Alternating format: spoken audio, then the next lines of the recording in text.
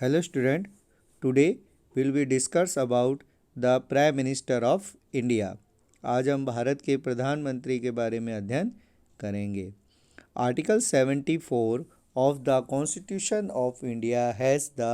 provision of the post of Prime Minister. यानी कि भारत का जो संविधान है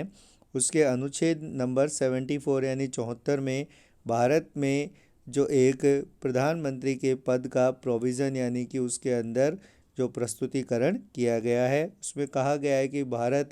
में एक प्रधानमंत्री का पद होगा.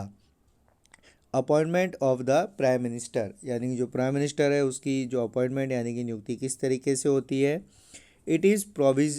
प्रोविजनेट in the constitution that the prime minister will be appointed by the president. जो हमारा संविधान है, संविधान के अनुसार यह व्यवस्था की गई है कि जो भारत के प्रधानमंत्री की जो नियुक्ति है वो प्रेसिडेंट यानी राष्ट्रपति के द्वारा की जाती है. According to the basic concept of constitutional system it is obligatory and the for the president to appoint the leader of the party having majority in Lok Sabha as prime minister. अगर हम देखें तो जो संवैधानिक रूप से जो संवैधानिक व्यवस्था है उसमें जो प्रेसिडेंट होता है यानी कि जो राष्ट्रपति होता है वो एक तरीके से बाउंड होता है, बाध्य होता है कि जो प्रधानमंत्री के पद पर वह उसी व्यक्ति को नियुक्त करता है जिस पार्टी को सबसे ज़्यादा जो लोकसभा में मेजॉरिटी यानी कि बहुमत मिलता है. उस पार्टी का जो लीडर होता है, उस पार्टी का जो अध्यक्ष होता है उसे प्रधानमंत्री के रूप में नियुक्त किया जाता है. यानी कि जो लोकसभा है, लोकसभा में जिस पार्टी को मेजॉरिटी होती है, जिस पार्टी के पास बहुमत होता है, उस पार्टी का जो लीडर होता है उसे प्रधानमंत्री बनाया जाता है. Yet there may be circumstances where the president can exercise his decision in relation to the appointment of prime minister, function and power of the prime minister. अगर किसी परिस्थितिवश अगर ऐसा होता है कि लोकसभा में किसी भी पार्टी को अगर बहुमत प्राप्त नहीं होता है तो जो प्रेसिडेंट है, राष्ट्रपति है, वो अपनी जो इच्छा से अपनी जो स्वयं विवेक की शक्ति है उसका उपयोग करके और प्रधानमंत्री की नियुक्ति करता है. अब हम पढ़ेंगे कि जो प्राइम मिनिस्टर होता है उसके फंक्शन और पावर कौन कौन से होते हैं यानी कि वो किस तरीके से जो पावर्स होते हैं उनका यूज़ करता है.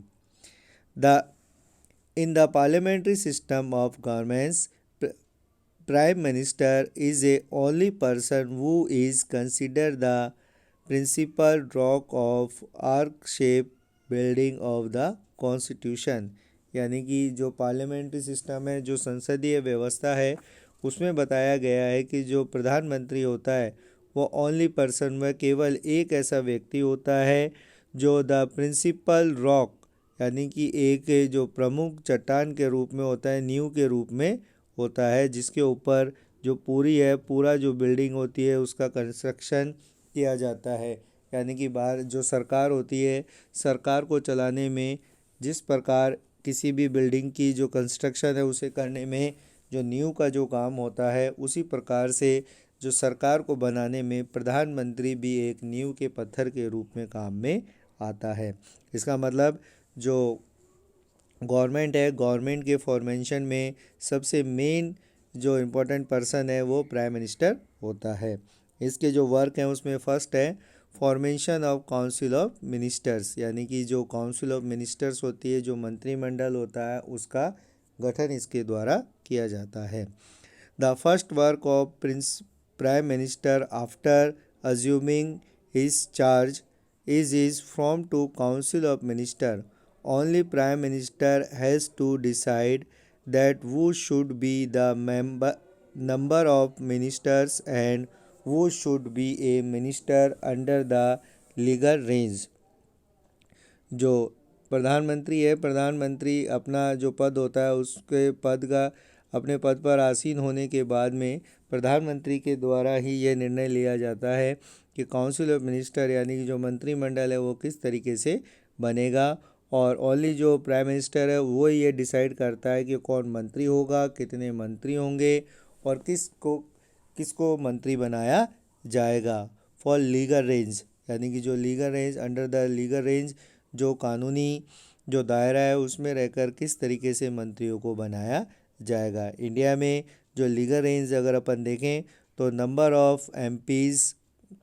Total number of MPs only 15%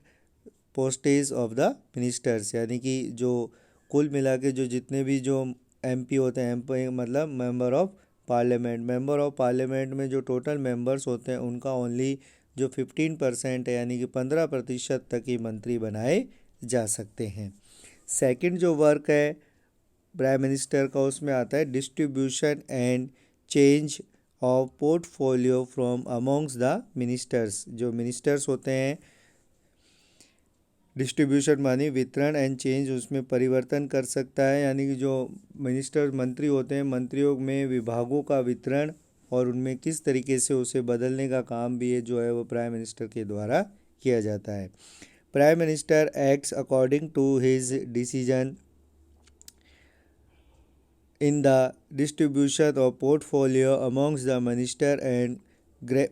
grandly no one make any objection in the final distribution of portfolio by the prime minister, यानी कि प्राइम मिनिस्टर जो होता है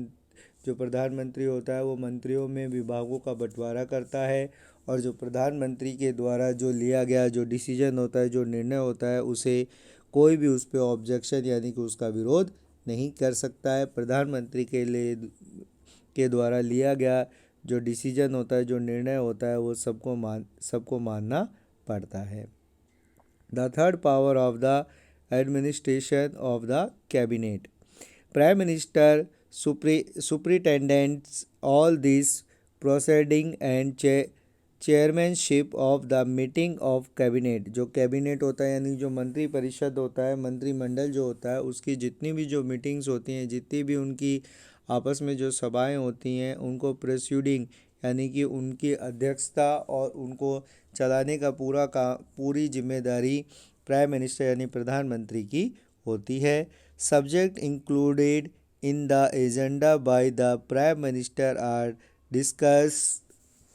only in the cabinet meeting. जितने भी जो एजेंडा होते हैं, जितने भी जो सब्जेक्ट होते हैं जिसके लिए मीटिंग बुलाई जाती है, वह केवल जो कैबिनेट की जो मीटिंग होती है उसी में डिस्कस किए जाते हैं। मतलब जो सरकार होती है, सरकार के द्वारा जो भी निर्णय लेना होता है उसके ऊपर जो विचार विमर्श है वो कैबिनेट मीटिंग यानी कि जो मंत्रियों की जो मीटिंग होती है उसमें ही उस पर डिस्कस किया जाता है।